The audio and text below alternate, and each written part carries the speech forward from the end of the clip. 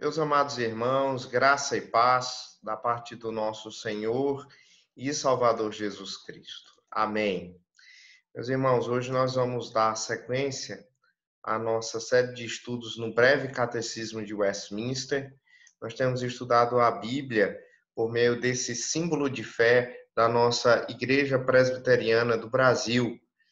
E hoje nós iremos estudar as perguntas 45 a 48. Quatro perguntas que nos falam a respeito do primeiro mandamento. O primeiro mandamento é um mandamento muito importante para nós, hoje em dia, brasileiros, posto que o pluralismo religioso chegou no Brasil já faz muito tempo. A verdade é essa. E atualmente, só para os irmãos terem uma ideia, existem mais de 600 religiões não cristãs no solo brasileiro, pelo menos aquilo que a gente sabe. 600 religiões não cristãs. Então, com tantas opções de religiões, as pessoas dizem que não importa qual religião escolham, contanto que a fé delas esteja certa para elas. Elas dizem, não, com quanto que eu me sinta bem, com quanto que eu acho que eu estou certo, está tudo bem. Mas essa abordagem pluralista à religião é um ataque direto contra o primeiro mandamento que nós encontramos em Êxodo no capítulo 20. Êxodo no capítulo 20 nos ensina no seu primeiro mandamento que nós devemos adorar unicamente ao Deus vivo e ao Deus verdadeiro. Então nós vamos começar a estudar a respeito desse mandamento. E eu gostaria de convidar você a voltar os seus olhos aí para o monitor e ler comigo a pergunta de número 45 e a sua respectiva resposta. Veja só. Qual é o primeiro mandamento? Essa é a pergunta 45. Qual é o primeiro mandamento? E a resposta é: o primeiro mandamento é: não terás outros deuses além de mim. Irmãos, para entender esse primeiro mandamento, é bem útil nós lembrarmos a respeito do contexto em que esse primeiro mandamento ele foi externado. A Bíblia conta que os israelitas eles haviam acabado de sair do Egito, onde eles eram escravos ali. E Deus os havia prometido tirá-los dali e levá-los até a terra que manava leite e mel, que havia prometido a Abraão, Isaque e a Jacó. Pois bem, aquele ato de sair do Egito, de ser retirado do Egito, não era apenas uma representação da libertação da escravidão que os israelitas ali sofriam, mas também era uma representação de ser retirado da idolatria, porque o Egito era uma das culturas mais politeístas daqueles dias. Eles adoravam os egípcios, deuses dos campos, deuses dos rios, deuses da luz, da escuridão, do sol, da tempestade, do amor, e aí vai. E todos esses deuses, eles tinham formas de homem e de animais, ou uma mistura de homem e animal. E os israelitas, como eles estavam ali no Egito, eles começaram a assimilar aquela religião de tal maneira que eles adoraram aqueles deuses durante muitos e muitos séculos. O texto de Ezequiel, no capítulo 20, versículo... o texto de Êxodo, no capítulo de número... Ezequiel, no capítulo de número 20... Ezequiel, no capítulo de número 20, versículo de número 7.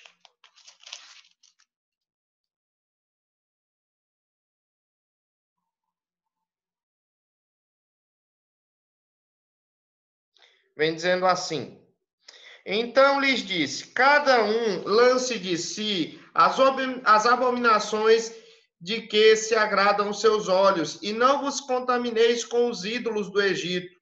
Eu sou o Senhor vosso Deus. Mas rebelaram-se contra mim, não me quiseram ouvir.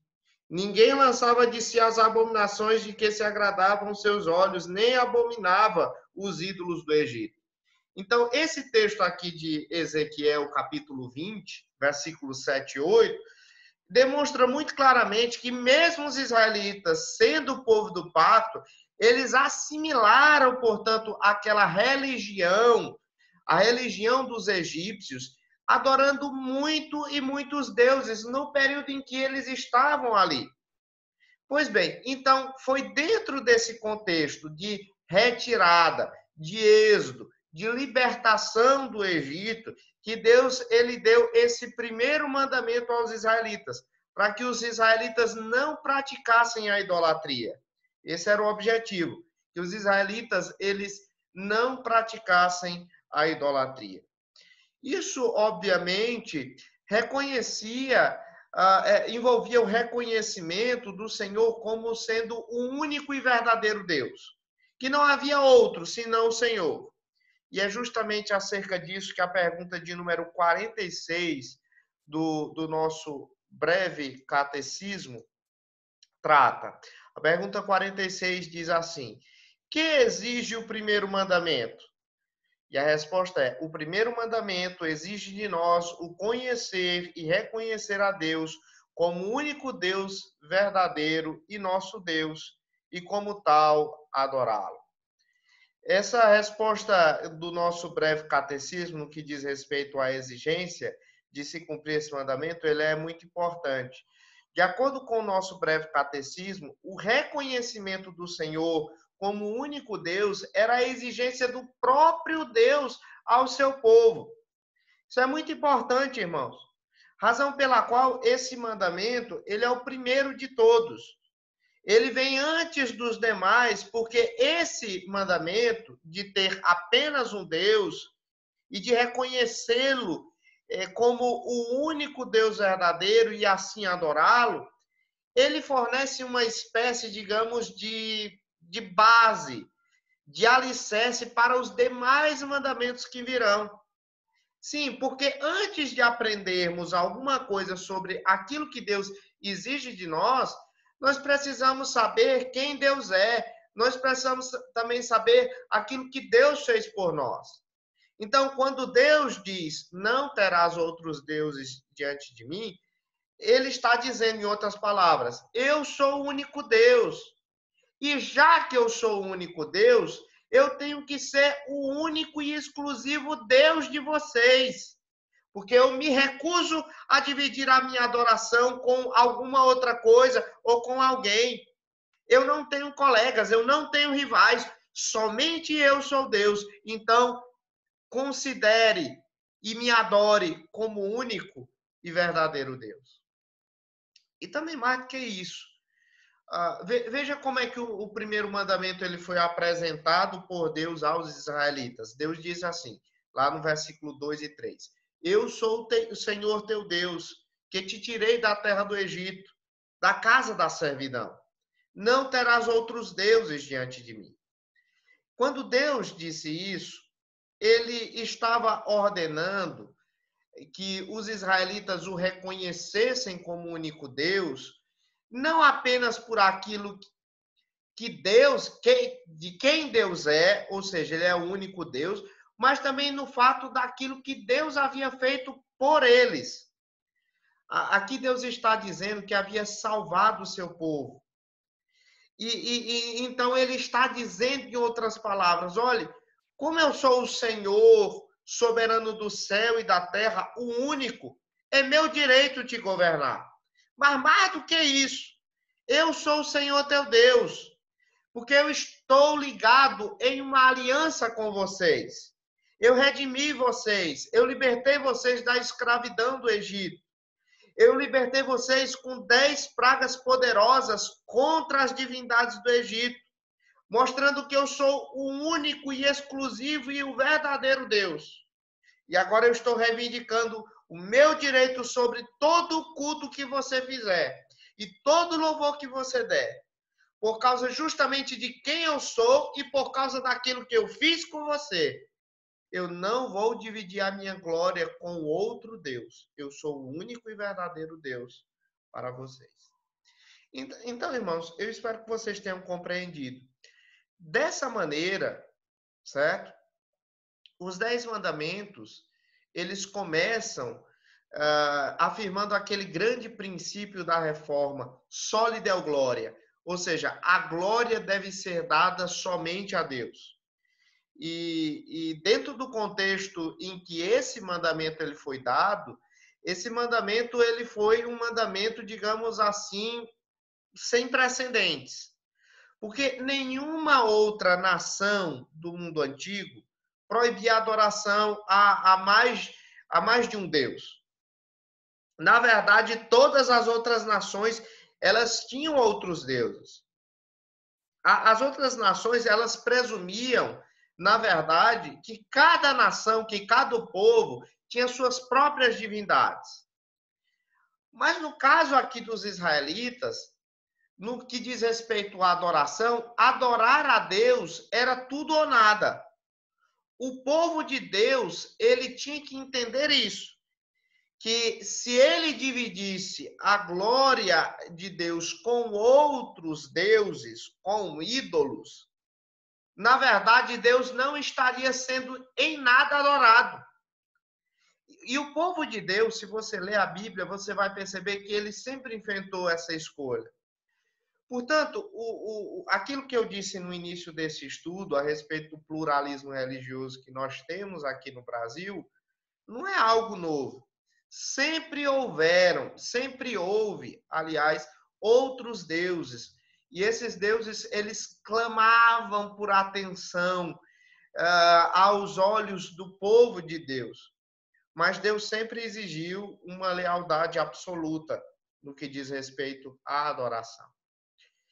Então, entendidas essas coisas, irmãos, é muito importante nós compreendermos que quando Deus diz assim, não terás outros deuses além de mim, ele não está dizendo que existem outros deuses, porque a Bíblia insiste em mostrar que há somente um Deus e que todas as outras divindades, elas são uma fraude.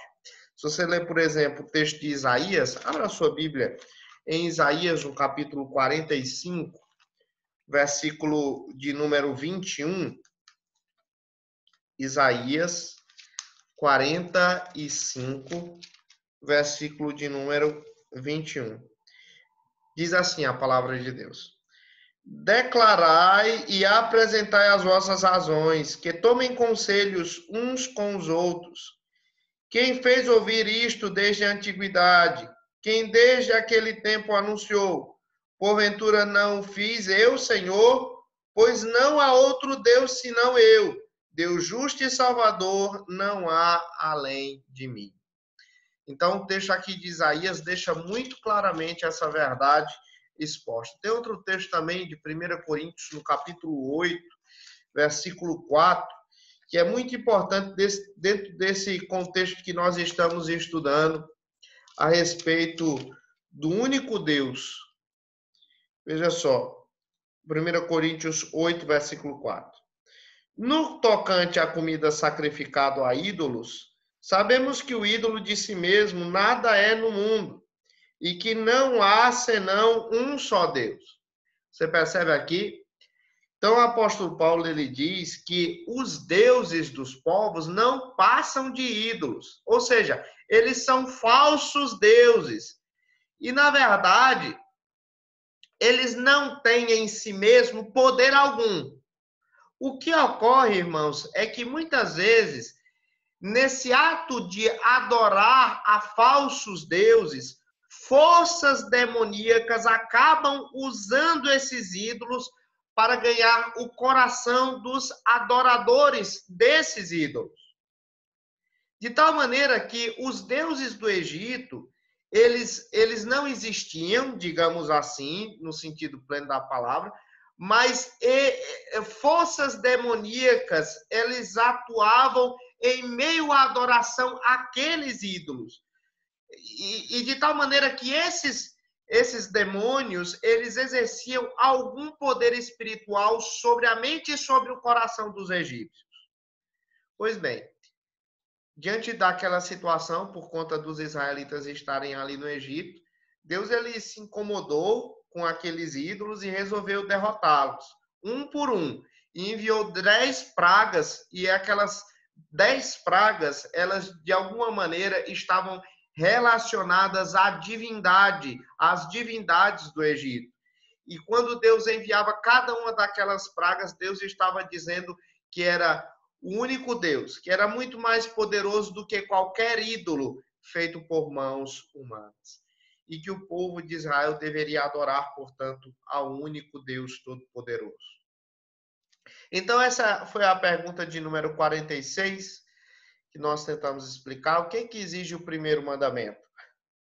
O primeiro mandamento exige de nós o conhecer e reconhecer a Deus como o único Deus verdadeiro e o nosso Deus, e como tal adorá-lo. Mas tem o outro lado da moeda, não é? A pergunta 47 diz o que proíbe o primeiro mandamento. Enquanto a pergunta 46 diz o que exige, a pergunta 47 pergunta o que proíbe o primeiro mandamento. E a resposta é que o primeiro mandamento proíbe o negar ou deixar de adorar ou glorificar ao Deus verdadeiro como Deus e nosso Deus, e dar a qualquer outro a adoração e a glória que só a Ele são devidas. Isso aqui é muito importante, irmãos, sobre a questão da proibição desses mandamentos, posto que se nós lermos a história bíblica, nós perceberemos que, infelizmente, os israelitas, eles não guardaram essa proibição. Eles, por vezes, negaram e muitas vezes deixaram de adorar e glorificar ao Deus vivo e verdadeiro que havia libertado eles com mão poderosa lá do Egito. E começaram a adorar a outros deuses. Nós temos vários exemplos disso. A Bíblia está repleta de idolatria. Talvez uma das mais notáveis idolatrias que nós encontramos na Bíblia, sobretudo no Antigo Testamento, seja a de Salomão. Sim, Salomão, aquele rei tão poderoso que Deus havia dado um dom especial de sabedoria para ele. Nos primeiros dias de seu reinado, a Bíblia diz, lá em 1 Reis, no capítulo 3, que Deus apareceu a Salomão em sonho e disse a ele: Salomão, peça o que você quiser que eu vou te dar. Aquela era uma oportunidade da vida, irmãos. Contudo, a resposta de Salomão não foi em termos de riqueza, não foi em termos de posse, não foi em termos de saúde, nada disso. Se ele quisesse riqueza, se ele quisesse ouro, se ele quisesse poder, se ele quisesse a morte dos seus inimigos, se ele quisesse prazer, se ele quisesse mulheres, se ele quisesse, enfim, tudo que hoje em dia o mundo busca, ele poderia ter pedido. Mas Salomão, ele queria servir ao único e verdadeiro Deus. E então ele pediu a sabedoria para governar o seu povo com justiça. E então a Bíblia diz que Deus concedeu o pedido a Salomão. E Salomão, ele foi reconhecido como o homem mais sábio do mundo antigo. A Bíblia registra também que as pessoas vinham de todas as partes do mundo justamente para testar o seu conhecimento, o conhecimento de Salomão. De tal maneira que nunca houve um homem mais abençoado que Salomão até aqueles dias. A única coisa que Salomão tinha que fazer com base naquela bênção que Deus havia dado era dar a glória a Deus, somente a Deus. Ele tinha que, em particular, guardar esse primeiro mandamento, recusando-se a adorar a outros deuses. Mas Salomão fez isso? Infelizmente, a Bíblia nos fala que Salomão não guardou a lei de Deus e muito menos esse primeiro mandamento. ele serviu a outros deuses, como diz lá em 1 Reis, no capítulo 11. De tal maneira que, ainda no capítulo 11 lá de 1 Reis, mostra a maneira como Deus respondeu a Salomão. Salomão, ele foi condenado especificamente por quebrar aquele primeiro mandamento. E a maioria das pessoas, quando lê o livro de 1 Reis, fica assim, muito surpresa com aquilo que aconteceu com Salomão.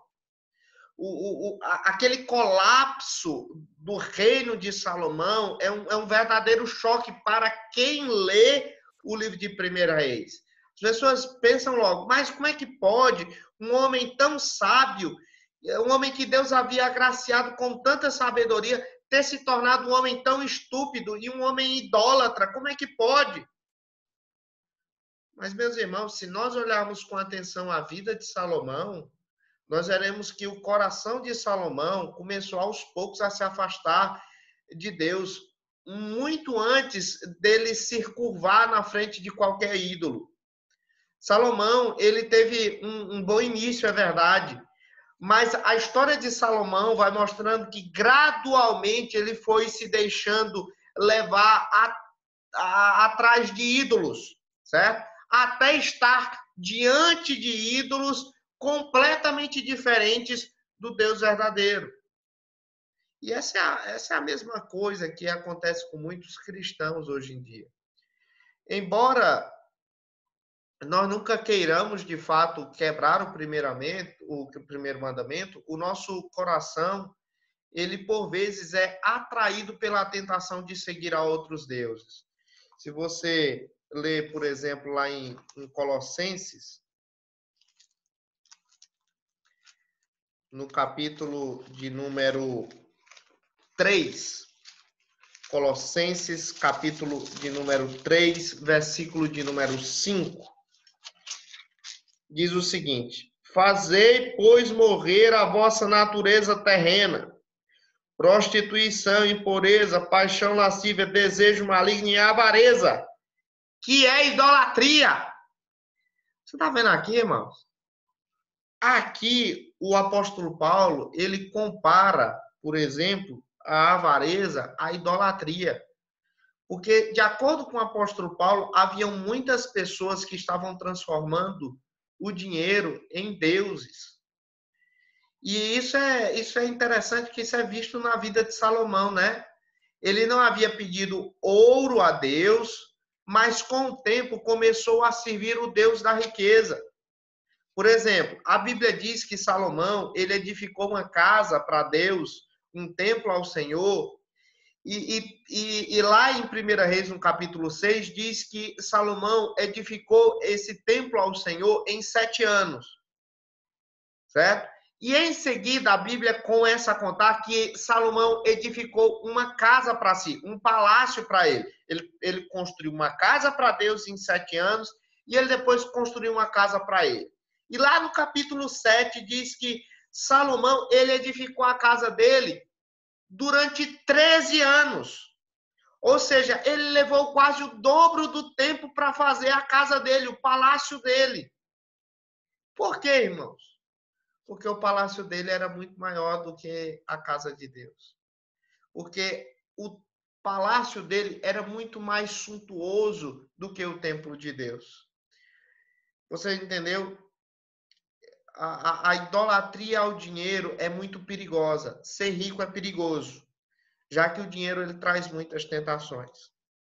E uma das tentações é justamente essa: inverter a ordem de prioridade, começarmos a servir mais a nós mesmos do que a Deus.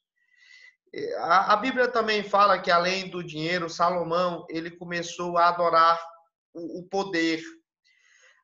Semelhantemente, o poder não foi algo que Salomão pediu para Deus. Salomão pediu foi sabedoria a Deus. Mas com o tempo, Salomão começou a servir o Deus da força militar.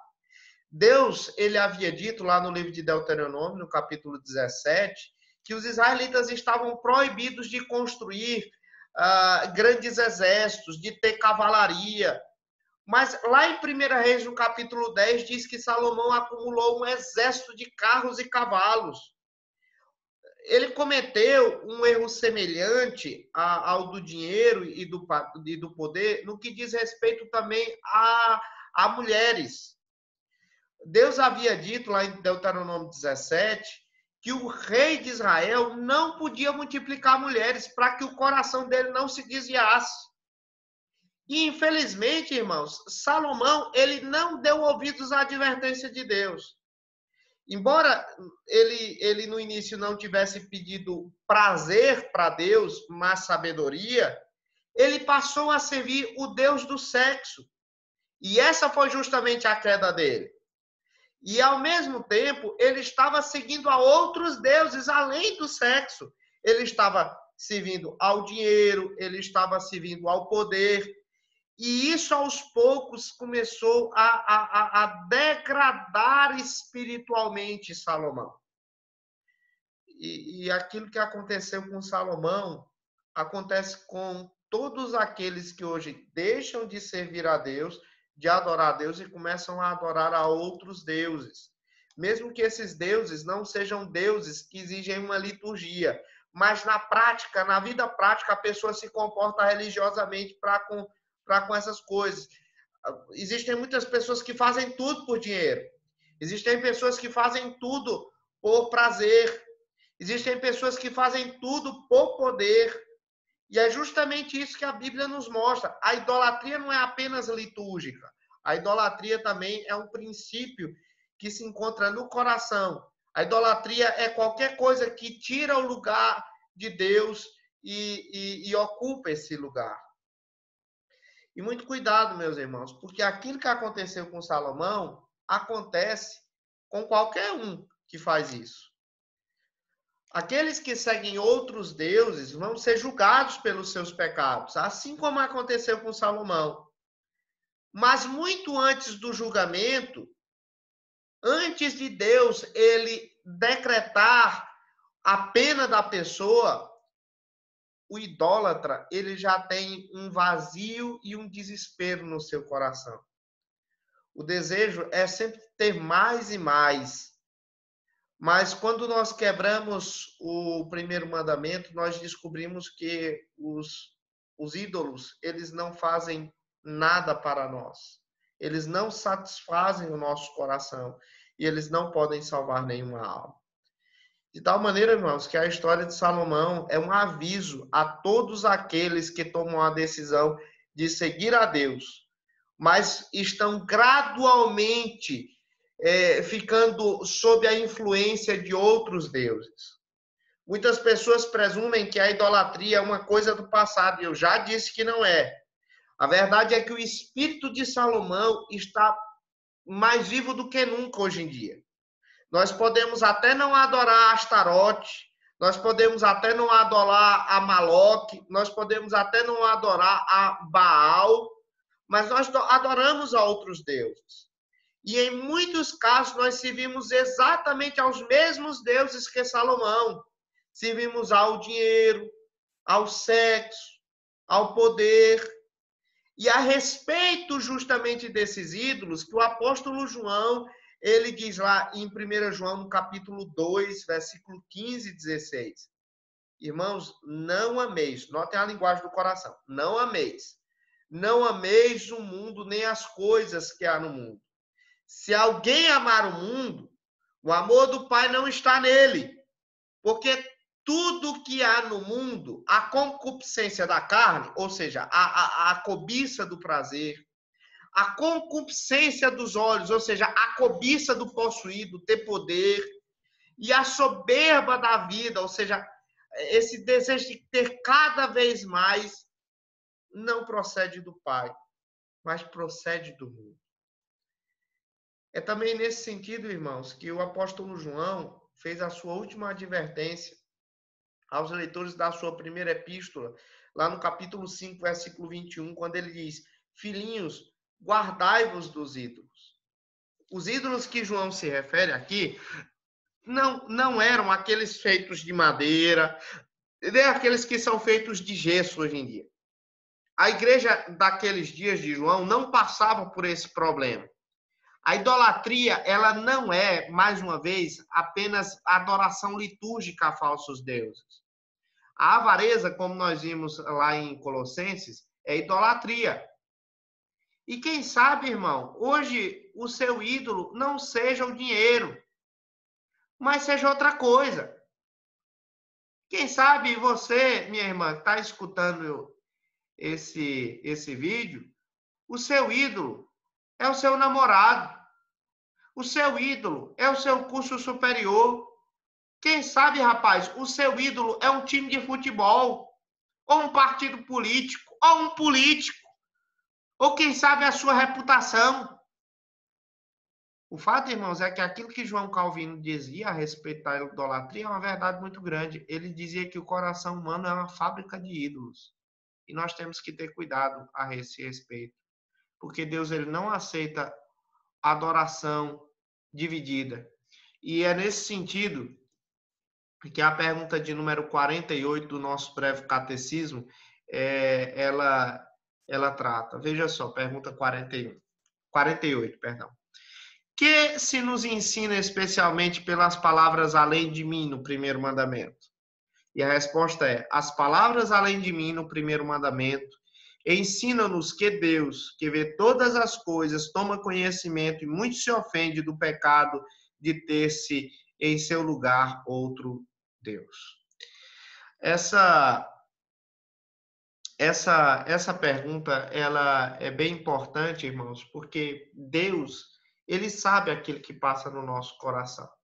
Nós podemos estar dominicalmente nas nossas igrejas, cultuando a ele, mas mesmo assim nós podemos estar com idolatria no coração. E Deus, ele conhece os ídolos do nosso coração. A grande pergunta é: e você? Você já identificou se você tem um ídolo no seu coração? Você conhece? Você sabe como identificar essas idolatrias privadas e ocultas no seu coração?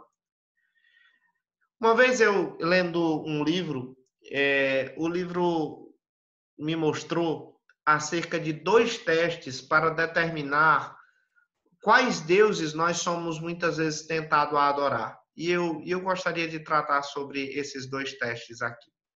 O primeiro teste, que o livro que eu li falava, era o teste do amor. O que é que você ama?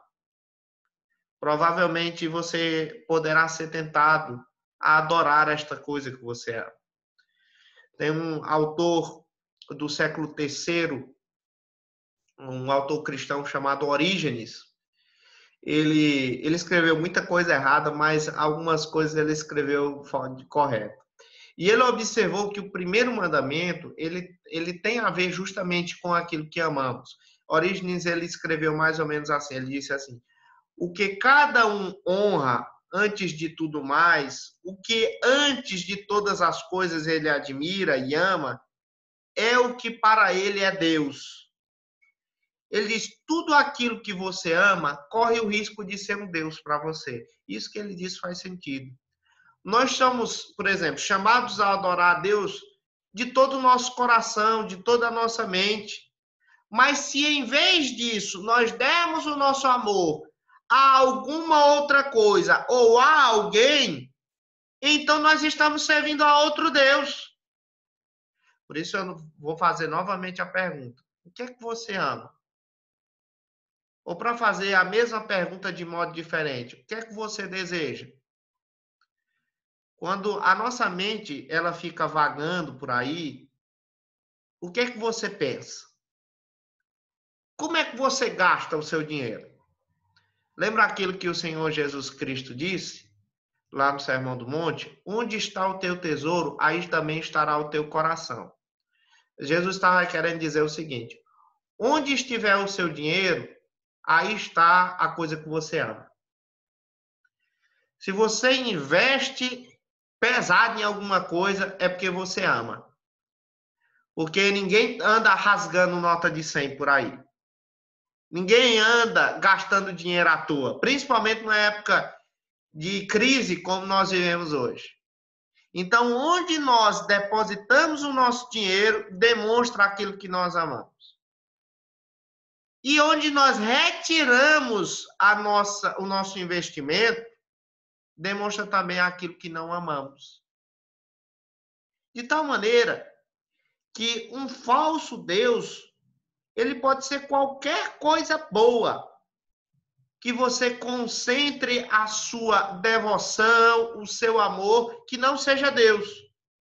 Pode ser uma atividade esportiva, pode ser uma atividade recreativa, pode ser um interesse pessoal, uma ambição profissional, pode ser um relacionamento amoroso, pode ser um ministério na igreja. Claro que nós somos autorizados, irmãos, a apreciar essas coisas boas da vida, mas nós não devemos permitir que essas coisas ocupem o lugar de Deus em nossas vidas, o lugar de Deus em nossos corações. Então, o primeiro teste foi o teste do amor. O que é que você ama? Segunda coisa, é o teste da confiança. Em quem você confia? Ou no que você confia? Ao que é que você se volta em tempos de dificuldade? Martinho Lutero, ele disse certa vez o seguinte: seja ao que for que o seu coração se apegue e confie, isso corretamente é o seu Deus. Isso é muito interessante. Olha, diz, seja ao que for que o seu coração se apegue e confie, isso é corretamente o seu Deus. Tem um puritano chamado Thomas Watson, ele disse o seguinte também: confiar em algo mais do que em Deus é tornar esse algo Deus. E faz sentido. Confiar em algo mais do que em Deus é tornar esse algo um Deus. Sim, isso faz todo sentido, porque nós somos chamados para confiar unicamente em Deus para a nossa salvação. Mas se nós colocarmos a nossa confiança em alguém ou em alguma coisa, então nós estaremos servindo a outro Deus. Então, no que você confia quando as coisas vão mal? Alguns confiam nos vícios para vencer as dificuldades da vida. Confiam em drogas, em álcool, em fazer compras, em sexo. Outros confiam em coisas que são boas em si mesmos, mas substituem a confiança em Deus. Existem muitas pessoas que confiam na medicina quando estão doentes, e exclusivamente na medicina. Confiam primeiramente na família quando está tudo mal, ou confiam no seu trabalho para o provimento das suas necessidades. Outros confiam, por exemplo, em épocas de dificuldade como essa que nós estamos vivendo, de ordem social, econômica e sanitária, confiam no FGTS, no INSS, em planos de pensão para se sentirem seguros. Irmãos, Deus pode usar essas coisas para cuidar de nós e nos sustentar? Pode. Mas nós temos que colocar nossa confiança em Deus e não nessas coisas que são instrumentos dele.